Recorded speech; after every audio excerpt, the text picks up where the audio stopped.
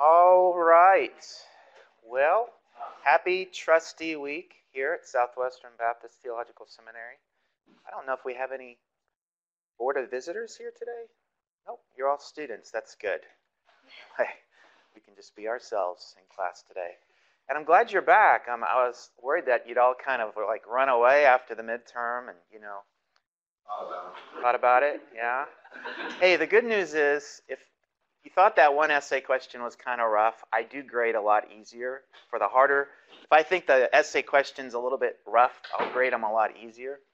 So that's good news for everybody. You liked the question? You liked it? Okay. Oh, good. Well, the one question that was, that's the one question on the gospel message in the Old Testament, right? You like that? Good. That's a great question. And even have you guys thought about that before in your specialized ministry? I'm talking about you guys in the back. I'm sorry, I missed I was talking. Yeah, I know you were. That's why I'm calling you out here. No, but if you're sharing the gospel or thinking of ways of building bridges, let's say in an Islamic context. I use that way all the time. Yeah. You go to the Old Testament, places where there's common ground, and build the bridges to how does God deal with sin? Where's the sin problem come in? Grace, faith. All of the elements of the gospel can be pulled from, I think, the first 11 chapters. If you threw in chapter 12, that's fine too.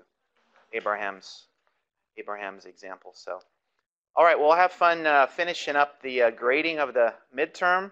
Glad you're all back. We'll keep going here, and just let me encourage you. It's this class is the Old Testament, and it's for a lot of you, it's kind of maybe a new experience in getting into the Old Testament at this level. But let me encourage you to stay true to getting to the finish line, because students that stay with the class and finish it and stay diligent week to week always do well. It's just getting to the finish line, keeping up with your weekly assignments, the discussion groups, and the reading quizzes. And we'll just have I'm going to be given a couple new, I've got some posted there already for extra credit. And I'm going to probably throw in another 1 or 2 opportunities for that as well. So there's always ample opportunities for getting extra points. So that should put a smile on some people's faces. The guys in the back row that are scowling at me right now, they haven't changed. I'm always worried. Worried about you. I wonder extra credit is like 30 pages. It just seems a little extreme. Wow. Which one are you talking about? The very first one. Was the article too long? You mean, was it 30 pages? Pardon? Yeah, maybe. Oh, okay. I could tell. One was Deuteronomy, the other one. Both of them were on Deuteronomy. One was preaching the gospel preaching the law to New Testament Christians. Yeah, just read that. That'll benefit you in the pulpit. That's a 30 pages, single space. No, it's not. All right, now I know you're kidding. That. Okay. All right. If you're going to be that way, I'm just going to require. Let's just read every word of the book of Jeremiah. Okay, that's going to be okay. All right. Well, we're having.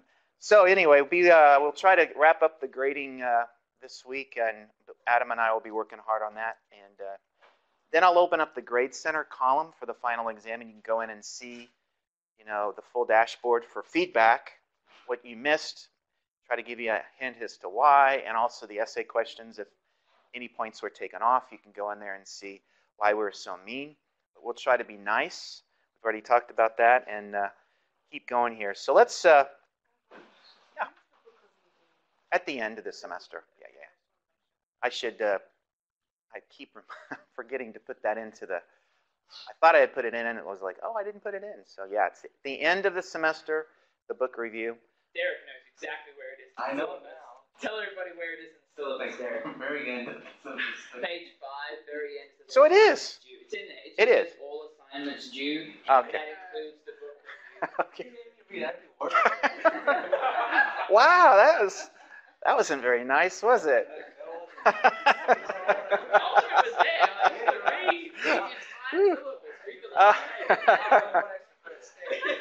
All right. Speaking of reading every word. No, I'm just kidding. All right. Well, let's get started in prayer. I know our sister Bonnie here has gone to another furlough for her deployment, so we'll pray for her team. She'll be gone for this week and hopefully be back next week with a report. But let's just open in prayer. And I don't know, there's a gal in my... This is how life happens, right?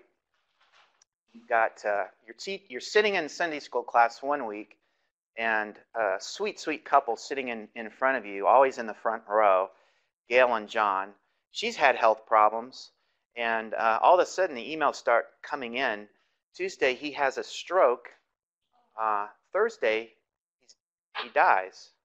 Yeah. And I'm the one teaching the Sunday school class the next week. So Sunday, I'm here teaching my Sunday school class, and sweet, sweet Gail, his wife, is right here in the class. You know, I was like, oh, how do you know?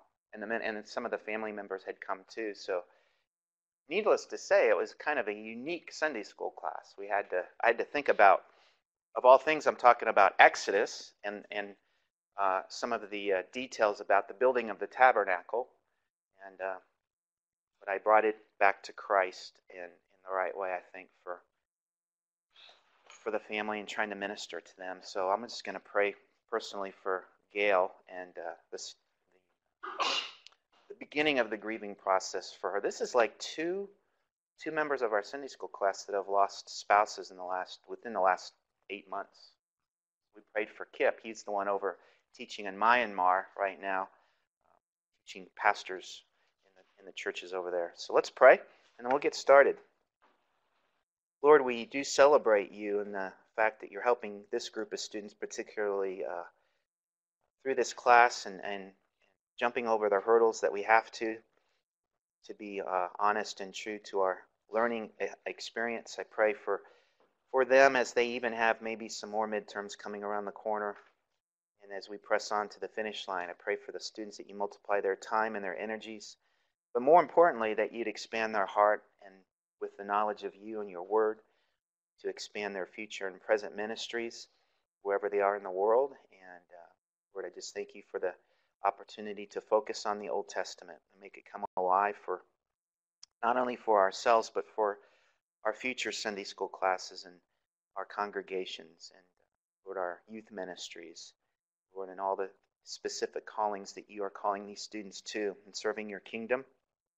And Lord, we pray for our sister Bonnie as she's deployed again to help rebuilding efforts in Houston area, and for others as well, the students who are serving down there in the Houston area and even in Florida and are also involved in rebuilding, perhaps even their own living situations. Lord, that you'd multiply their time and energy and allow them to be salt and light in their various places, to reach out to neighbors and all of the things that have been going on through your church, through the churches that have been planted strategically in these areas for such a time as this. So, Lord, guide us now during this afternoon. Help us to keep alert and awake and enjoy the ride as we look at Exodus and Leviticus in Jesus' name. All right. Well, we'll just pick up with where we left off last time with the book of Exodus. And one of the things that I wanted us to make sure we understand in thinking of Israel now that they've been rescued out of Egypt, and we'll see a short video clip here. One of the classic scenes from the cartoon, Prince of Egypt, just shows, and it kind of emphasizes they did a pretty good job on it. What God was doing to magnify his name and his reputation amongst the nations. So the out of Egypt activities are going to not only validate who this Yahweh is to his own people, but to the watching nations. We know that because we'll get to eventually this pagan prostitute named Rahab. And by the time Israel gets to her territory, she's already well aware of the reputation of this God, of this new kid on the block, namely the Hebrews. So it's kind of important. We see this in, let's open up our Bibles to Exodus 14, starting in verse 28. So we see, but the sons of Israel walked on dry land through the midst of the sea, and the waters were like a wall to them on the right and to their left. Thus the Lord saved Israel that day from the hand of the Egyptians, and Israel saw the Egyptians dead on the seashore. And when Israel saw the great power which the Lord had used against the Egyptians, the people feared the Lord, and they believed in the Lord and in his servant Moses. And we think of Israel as like a small child. I think it's generally true. Children generally think of their fathers as superheroes when they're young. Like my dad, he can do anything kind of thing. And you remember, Israel's still an infant in terms of her development as a nation. And we're going to see this progression in the early chapters of Exodus. So let's just have fun with this video clip. It's kind of inspiring. No words are spoken.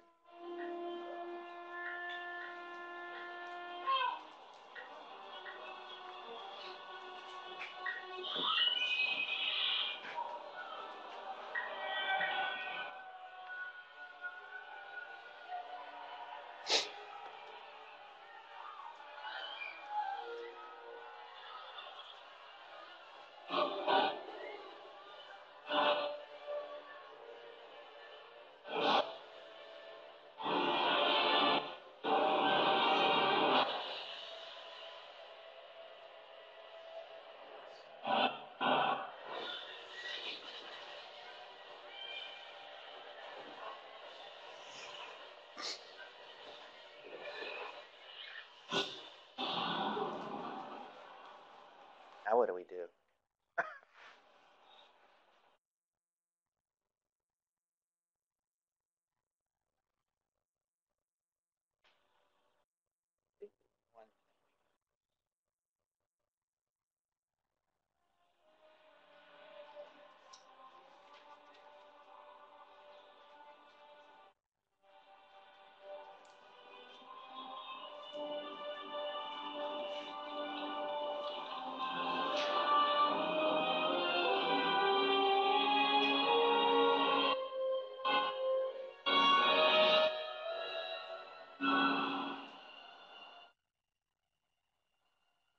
His staff, you shall do my wonders.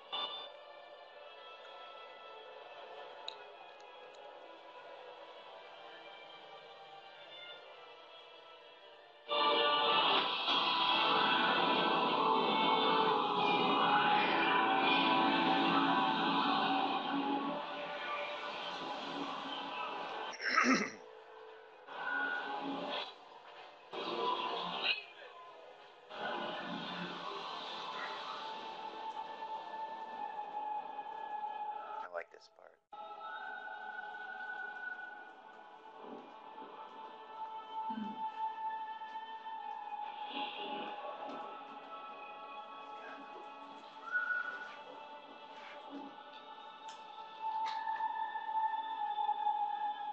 So, to validate who he is, not just for the watching nations, who are going to be reading the headlines of the day, but for his own people.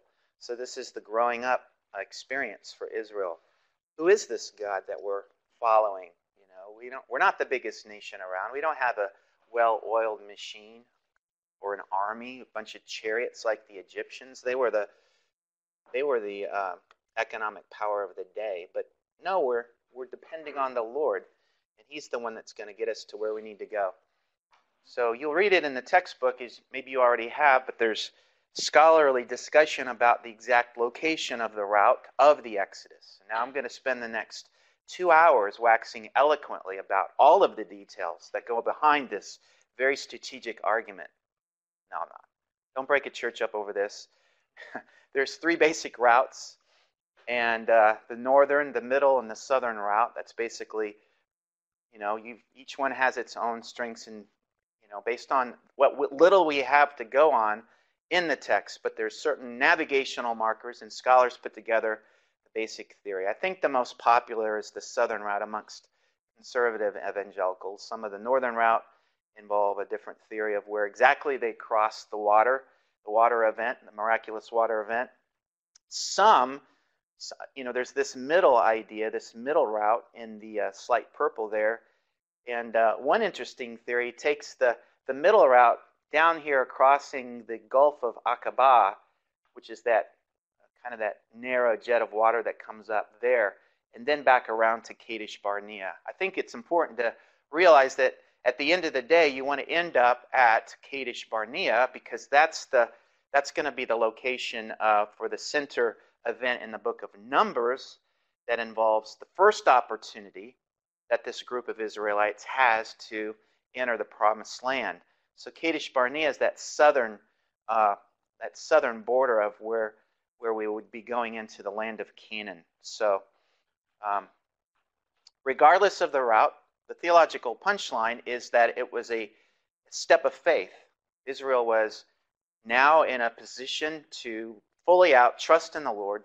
You might say the wilderness experience for Israel has begun, which I call basically a long extended classroom experience for this young nation.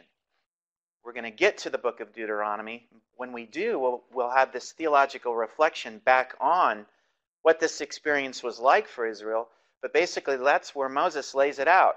Well, what did you learn? What's the primary lesson that you learned through that whole time? Well, not to live on bread alone, but by every word that proceeds out of the mouth of the Lord.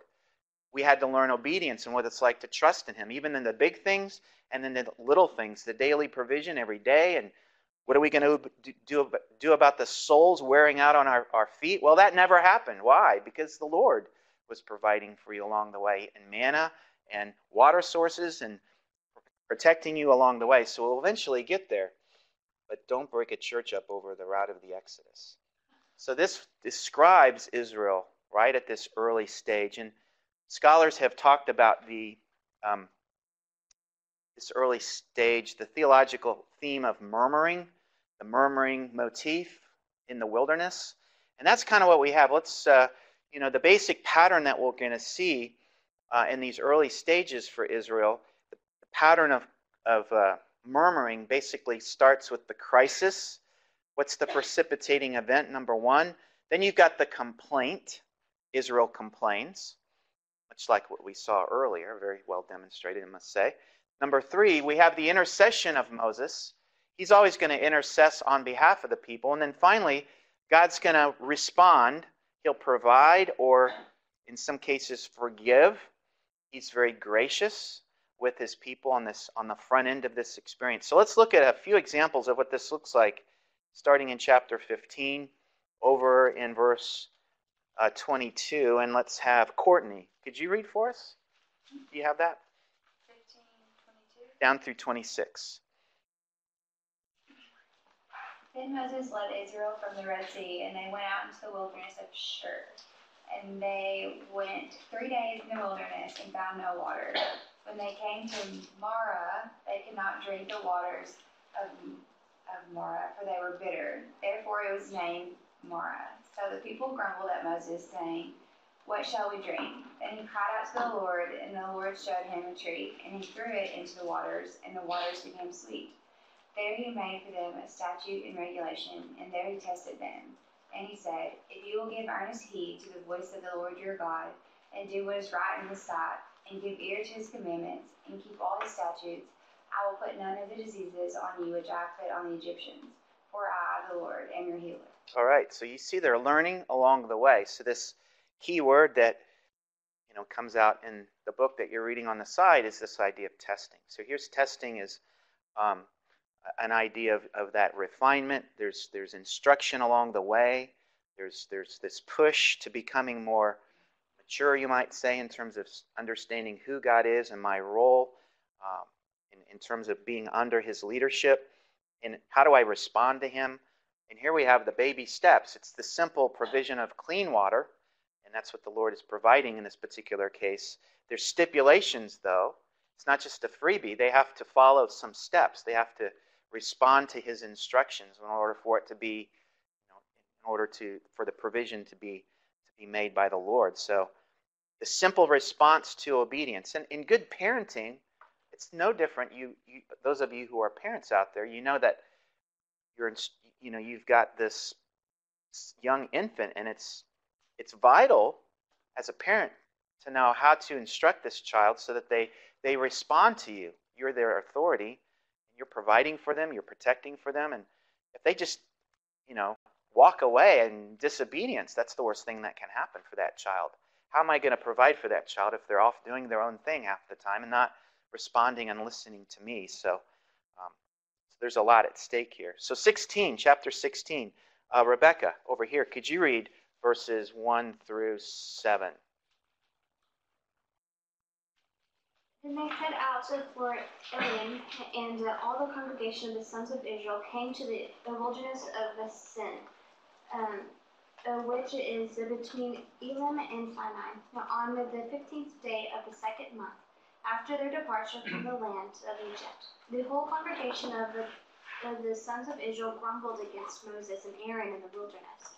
The sons of Israel said to them, Would that we had died by the Lord's hand in the land of Egypt, when we sat by the pots of meat, when we ate bread to the full?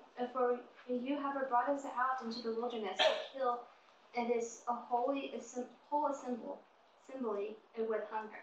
Then the Lord said to Moses, Behold, I will rain bread from heaven for you, and the people shall go out and gather a day's portion every day, that I may test them, whether or not they will walk in my instruction.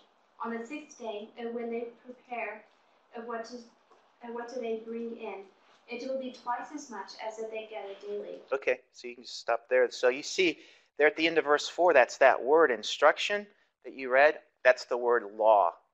That's the word Torah. It's that word that is going to basically become the corpus of all that Moses is starting to unpack. So the Lord's speaking, and Moses is instructing, he's teaching, this is the process. This is the classroom, the wilderness is the classroom instruction for Israel.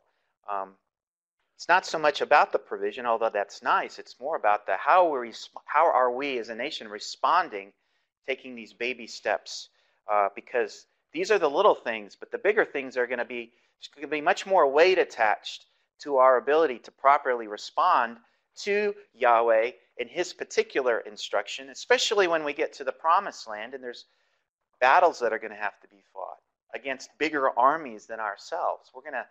The little lessons now are going to pay off down the road when things become even more dicey. And the problems start to creep in here. We have chapter 17, another similar situation. Let's look at the first 7 verses.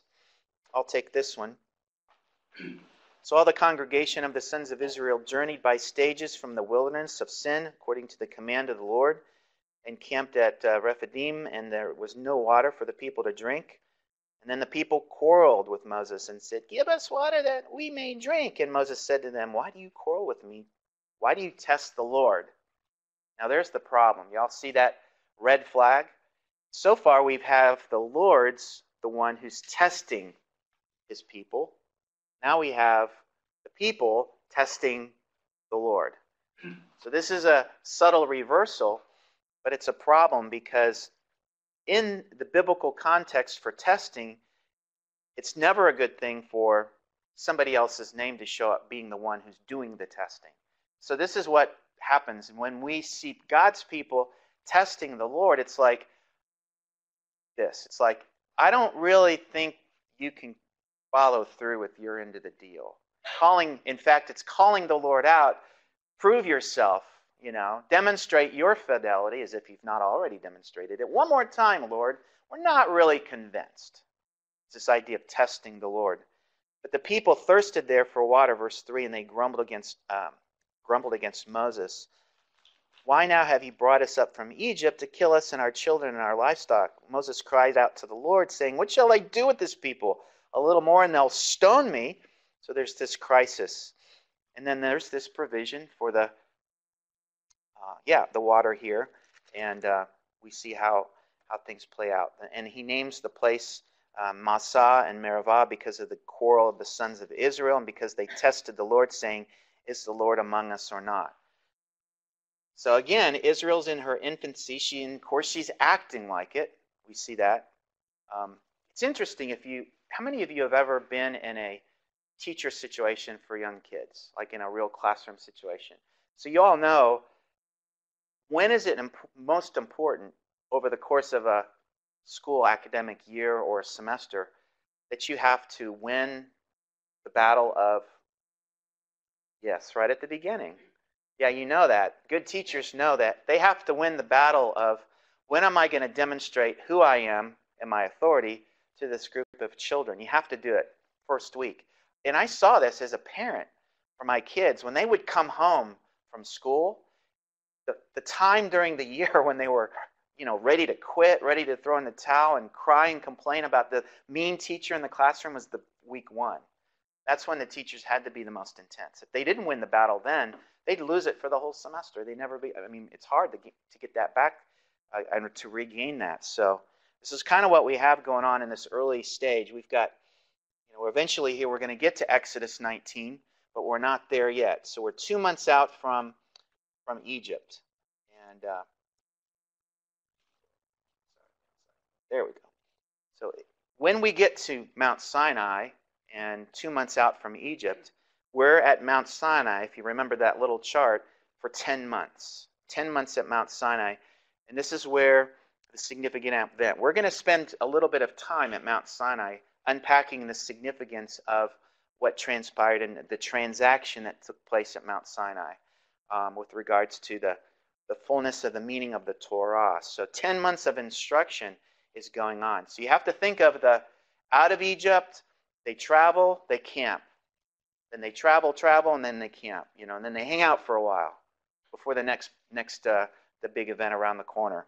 So let's take a look as we transition to Mount Sinai. And I've given you a lot of words on this slide just to kind of show you how I think it's important to break Sinai into 2 significant components. We'll spend a little time in Exodus 19, the first 8 verses, and kind of unpack that and its significance, as it's important to think of that as happening before we get to the more commonly understood 10 Commandments. Everybody's familiar with the 10 Commandments. That's what we post on our courthouses until the local authorities order it to be taken off. But yeah, the 10 Commandments, that comes later. But what we have here, and what I want to emphasize, is the basis of the relationship that was established at Mount Sinai. We're going to talk about the significance of covenant relationship. This is the defining moment for the nation of Israel. The Lord, Yahweh, is going to save Israel on the foundation of grace. He's going to invite Israel, his vassal, into a relationship to himself by grace.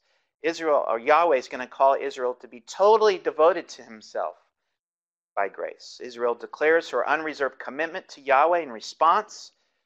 Then Yahweh will show himself and reveal the fullness of who he is at Mount Sinai. And then Yahweh is to declare Israel, and only then begin to unpack the foundational first 10 Devarim, the first 10 words. But then from that point on, continue to unpack or unravel the instruction and teaching necessary for this nation to enter the promised land, plant the flag of Yahweh, and begin to express themselves as a nation under the one God of the universe. So that's coming. But it all begins, the foundation is laid here. And we'll see, it's so significant what happens here, is that I think, and I'll make the case, that some of the principles that are established here because they're unconditional, will extend well into the future of Israel, which includes our future. Some of those things that happen and will only happen on the day of the Lord. And when we get to the prophets, when you take the prophets class with me particularly, I'll bring emphasis to this, and we'll go back to this place and say, remember when we talked about Exodus 19, some of those things. So this is the divine suzerain. Remember we talked about the suzerain-vassal treaty relationship, and that's what we have going on here. Another way to think about it is like this picture here. And let's take a look at Exodus 19 and those first 8 verses. Let's see, Christopher over here, could I have you read chapter 19 beginning in verse 1? Thanks. The first 8 verses? Yes, or until I interrupt you or tell you to stop. Which I've been known to do, interrupt people when they read, sorry. In the 3rd month after the sons of Israel had gone out of the land of Egypt, on that very day when they came in the wilderness of Sinai, when they set out from Rephidim. They came out from Rephidim, they came to the wilderness of Sinai and camped in the wilderness.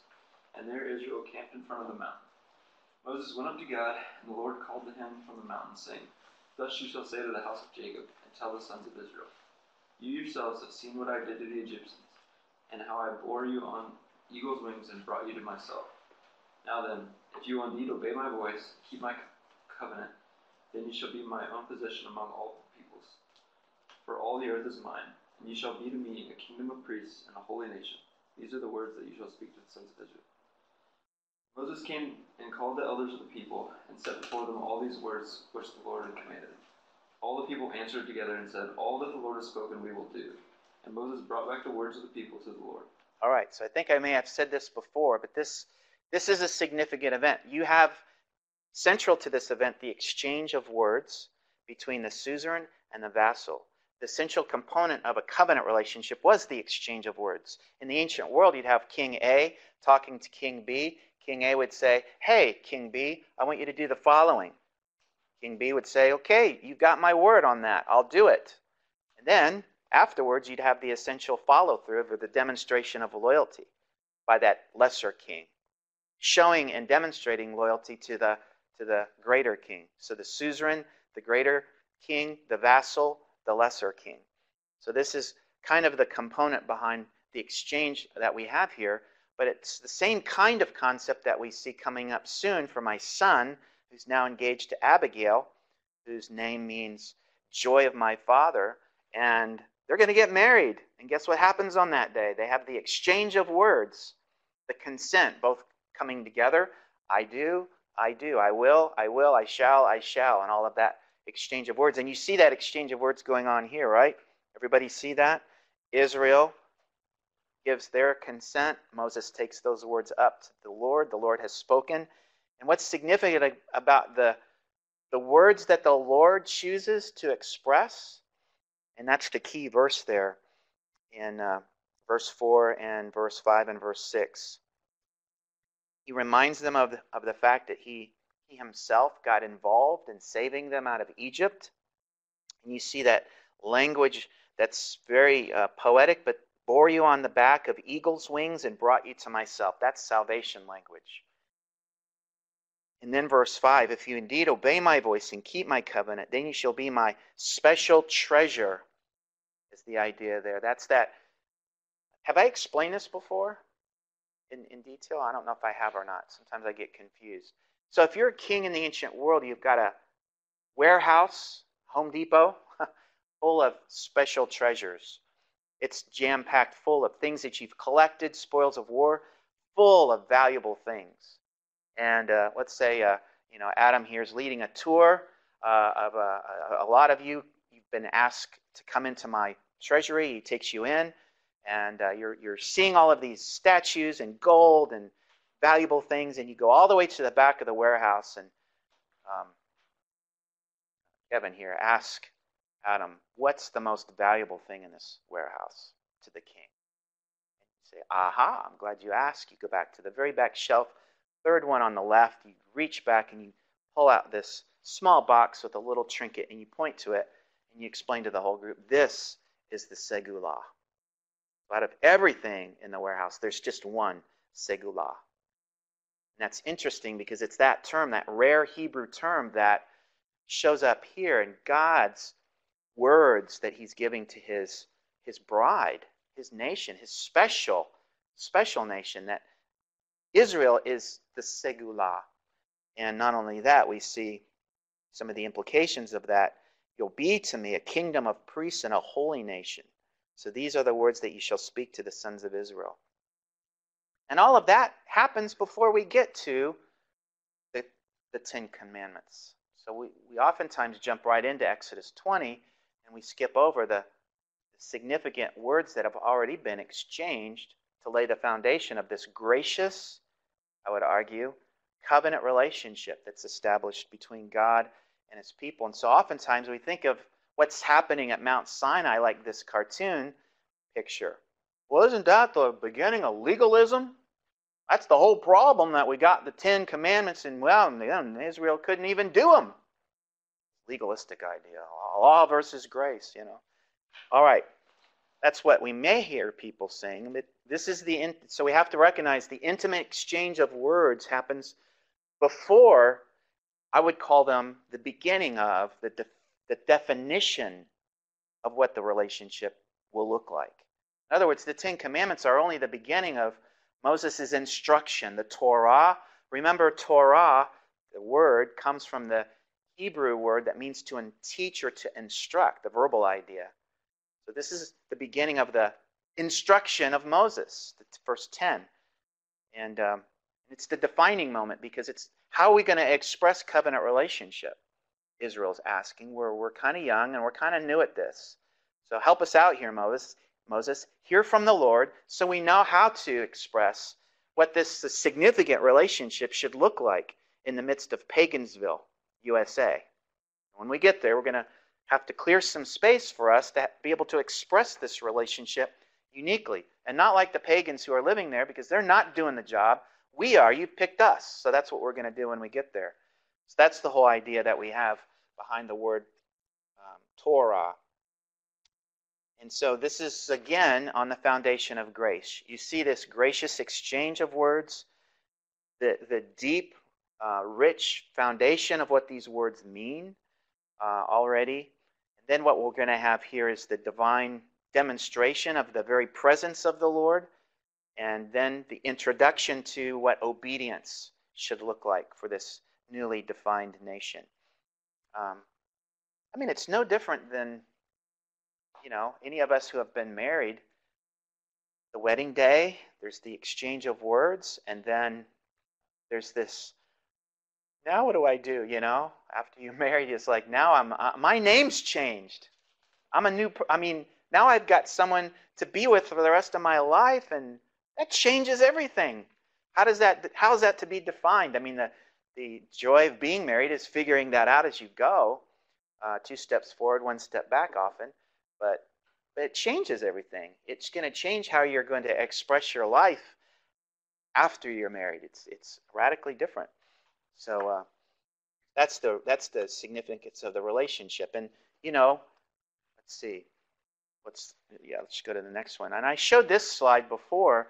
We just come back to it. And when we talked about the foundation of the picture of faith, right, that Abraham demonstrated, we talked about the heart with feet and how this was kind of seemingly the emerging picture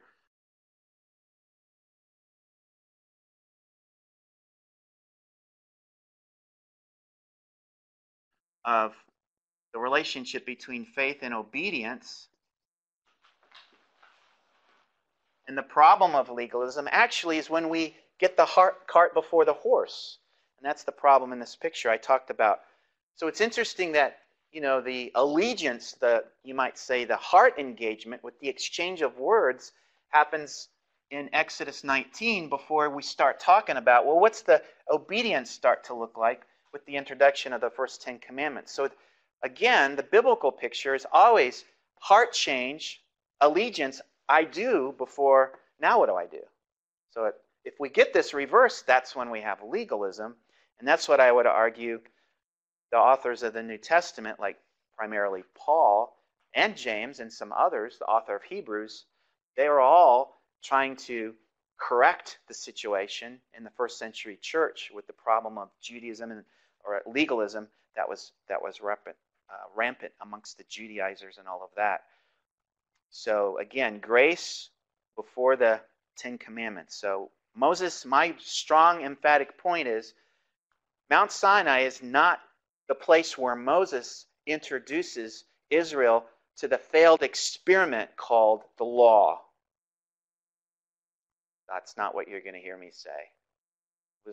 It was an opportunity built on the foundation of grace for Israel to be told and taught how to respond properly and put feet to the fact that we've responded and said yes to the Lord. What does that look like when we get to the land?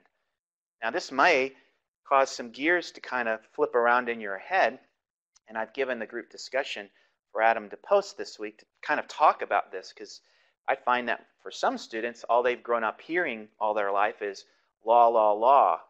Where's the grace of the Old Testament? Well, it's not there. God's a different God of the Old Testament.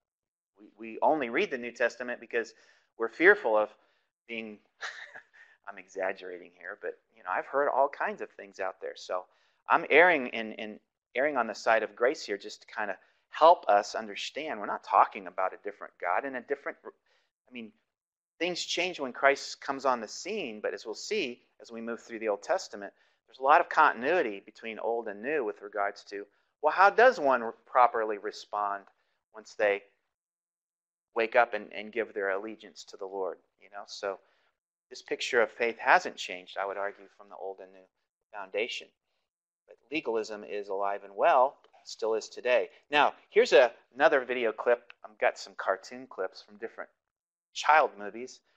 I really like this one because this one brings together some of the, in a creative way, kind of the elements of Israel being a young child, in this case kicked out of the nest, but then saved. You see the salvation attempt here in this scene. And then also the expectation of eventually, with a little help and urging and instruction from the Lord, what happens when the child really believes that they can do something that they're not supposed to do. So I'll just leave you in suspense and we'll get going with this.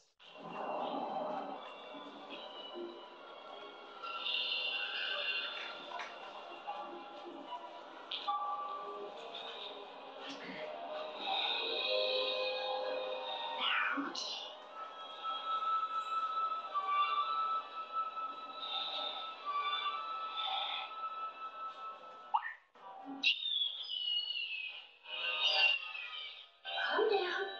Calm down. I'm not gonna hurt you. Sit, girl. Stay still. It's okay.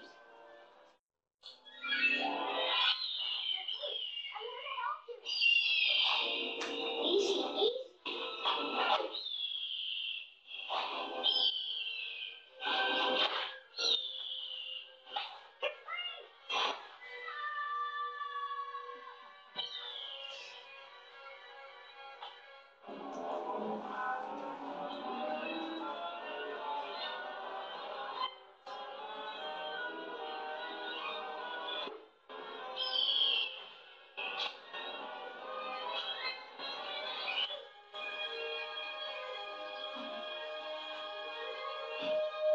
That's the back of eagles, on the backs of eagles' wings.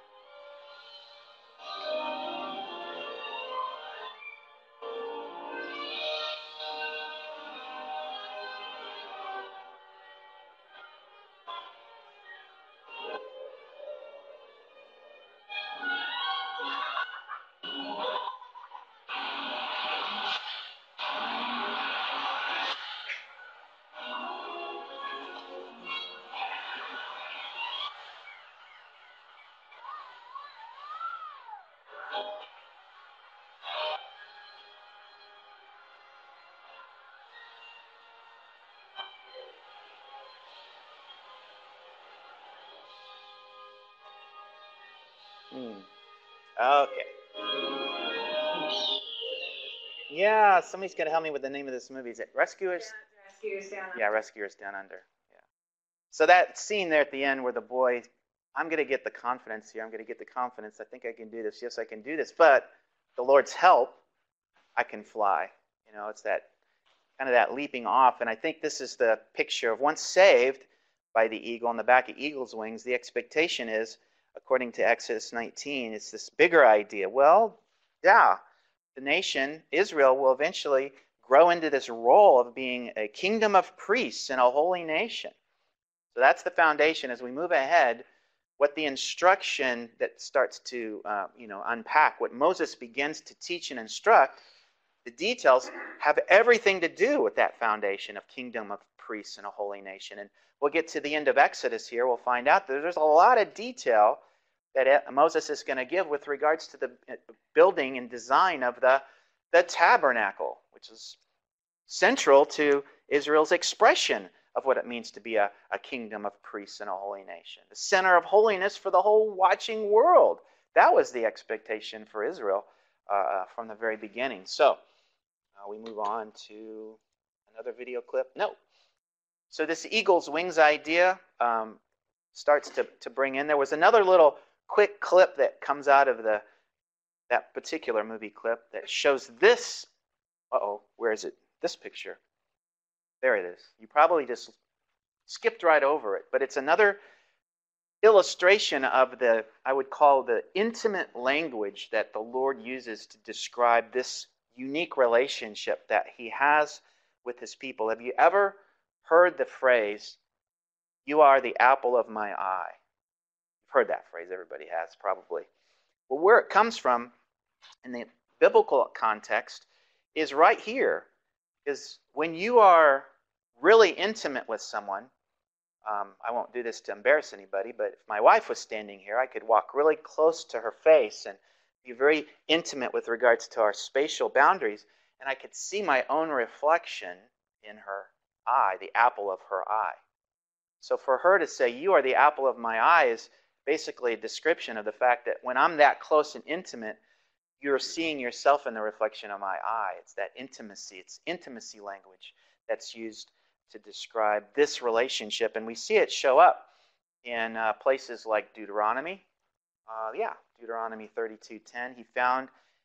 The Lord found him, Israel, in a desert land, and in the howling waste of a wilderness. He encircled him and cared for him and guarded him as the pupil, or that pupil or apple idea of the eye. And some other places in Proverbs, and again in a prophet down the road. And Psalm 17:8, keep me as the apple of the eye. Hide me in the shadow of your wings. So you see in some of those texts, the parallel relationship between the idea of being shadowed or protected by the wings, which is what we saw in Exodus 19, but this idea of intimacy with regards to the apple of the eye.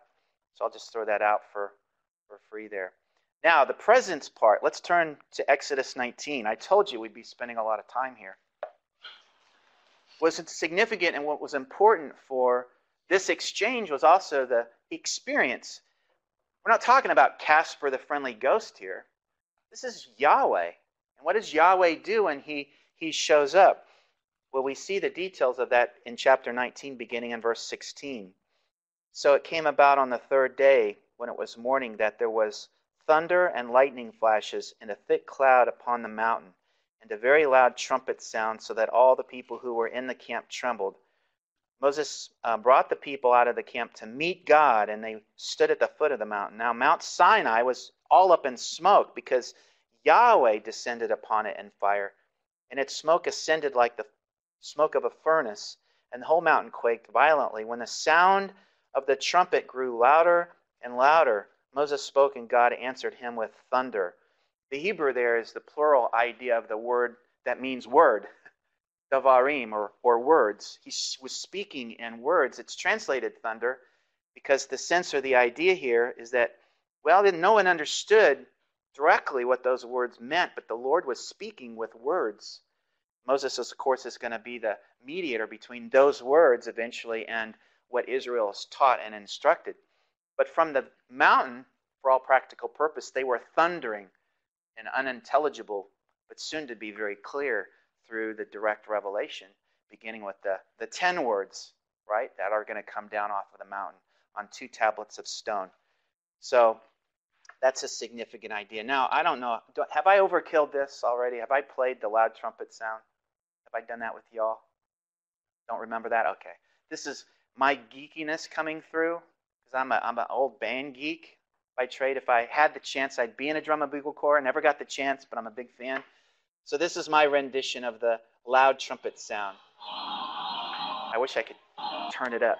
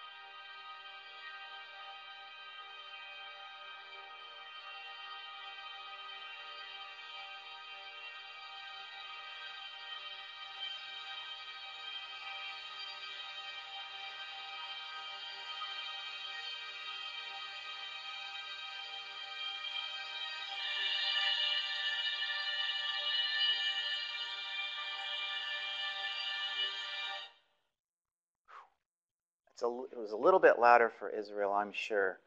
The loud trumpet sound coming from Mount Sinai. That was the Santa Clara Vanguard. But anyway, I'm kind of a geek that way. How many fellow geeks are there out there? You like drum and bugle corps? Yeah. Did you ever march in one? Not drum and bugle corps, but I've gotten to see the show. Yeah. I watch the shows every year. I go up to Denton for the live show up here. Kind of fun.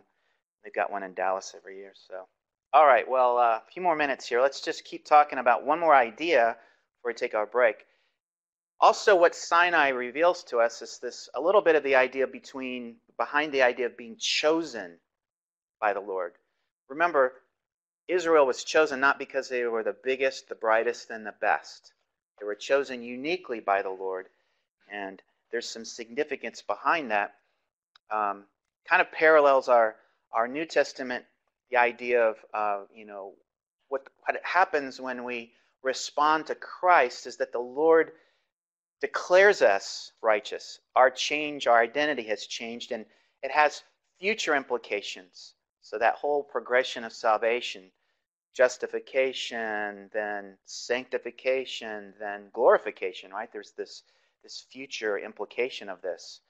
So beginning with the 10 words at Sinai, again, I come back to this idea. Once the declaration has been made, Israel's unique declaration has future and eternal implications. The future will be worked out as a result of the fact that they've been chosen and declared. They've entered into this, through this idea of this covenant relationship, to be a kingdom of priests and a holy nation. So, and this will be, this will have implications for the watching world. As soon as the promises of the Abrahamic covenant start to come true, one of the significant promises made to Abraham was that through Israel, that Israel as a nation would be a conduit of blessing, right, to the nations of the world. So we're waiting for that to happen. First, though, Israel itself has to become a nation. Now that's happened. They've been defined and declared. They have to have a land that's on the way, just around the corner. So all of these things are starting to take place. And it's interesting, it lays the foundation for the rest of the book of Exodus just around the corner. Beginning in chapter 25, we're going to start to see a long section with regards to the tabernacle, the sanctuary, the portable meeting place where the Lord's presence will be amongst his people, and things like, the priests will be operating and people will deal with sin.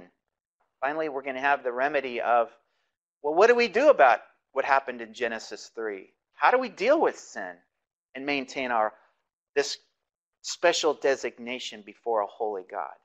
Instead of just run away and hide, no, the Lord's going to give us specific ways of dealing with sin. There was never this expectation of being sinlessly perfect. Israel was told and taught how to deal with sin from the very beginning. All right. Here's another video clip. I just got a lot of video clips today. I'm sorry. I really like this one. It's the significant, it illustrates more than any video clip I know of, the significance of being chosen. What happens and how does your world change when the Lord taps you on the shoulder and puts you in the game? That's the idea behind this video clip. We had planned to bring you a story tonight about a kind of prep school that prepares football players for the NFL draft and big contracts.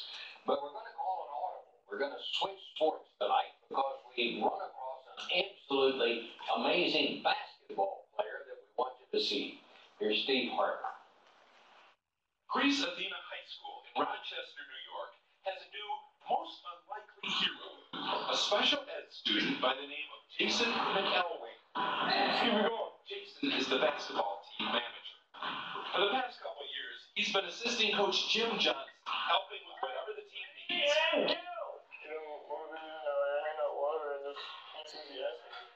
Enthusiastic, to say the least. Despite being born with autism, Jason's father says his son has never had a problem expressing himself in basketball games. I was always concerned that he might get it technical when they lose a game because he, start yelling or whatever. Let's have a hard practice tomorrow. All hour and a half, and let's get ready for Katie. Let's go. 1, 2, 3, 10. Because he has been so devoted to the team, for the last game of the season, Coach Johnson decided to let Jason actually suit up. Not necessarily, just to let him feel what it's like to wear a jersey. At least that was the plan. But with 4 minutes to go in last week's game, Coach Johnson stood up and pointed to number 52, Jason McElwain. After years of fetching water and toweling off other people's sweat, Jason was actually in a game. His first shot was a 20-footer from the right baseline. Was it close? Did you almost get it? I just airballed it. I'd like to steer God, please, let's just get him a basket. His second shot missed too, but the third was a charm. A 3-point no-doubter. And Jason wasn't done yet. Not by a long shot. If I wasn't there to witness it, I wouldn't have believed it, He caught fire. I just caught fire. That was hot as a pistol.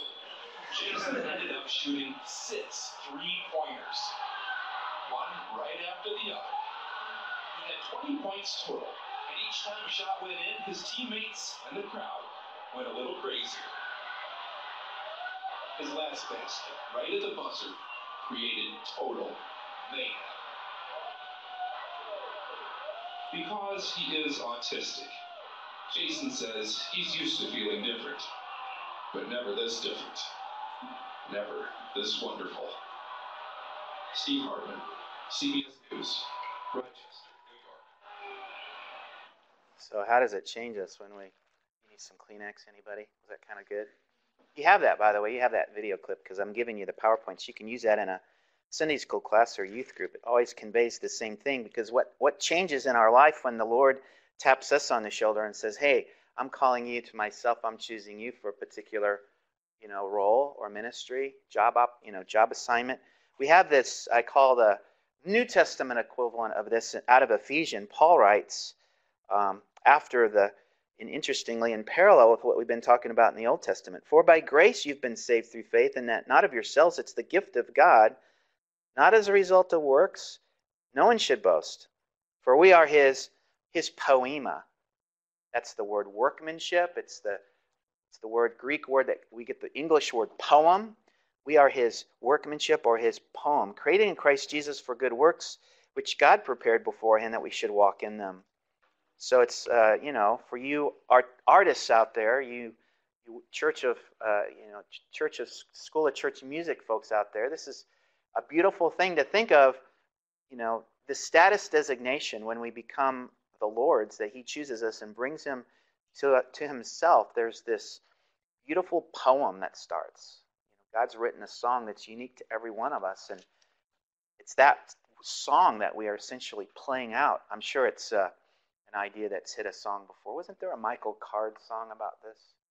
If anybody knows who Michael Card is, I think there is. But so it's not a unique idea to me. It's just a powerful idea, I think. You can really encourage your people, your youth, with this idea of how special and unique they are. It's the same idea, goes back to the Old Testament, Exodus 19, Segulah, and the New Testament idea of we are his special poem, his workmanship. So there's strong evidence